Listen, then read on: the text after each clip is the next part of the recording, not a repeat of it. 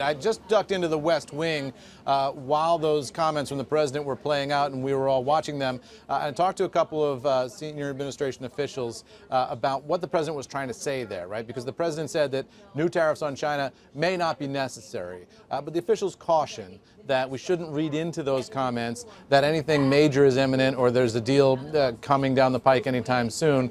They say that the president was simply being his normal optimistic self. He's encouraged. He thinks there's the possibility of a deal there, and he wants to keep that alive. But officials here have also told us that that letter from the Chinese was not seen as a major breakthrough here at the White House because it didn't contain any major concessions. You heard the president say something similar to that in reference to that letter, that it wasn't acceptable in his views. So officials here cautioning not to read too much into the president's comments there, nothing imminent on the China front, but they say he's optimistic and would like to get to a deal, and so are the Chinese.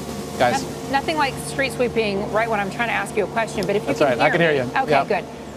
Good. Are they being clear about what kind of concessions they want to see from the White House to move forward?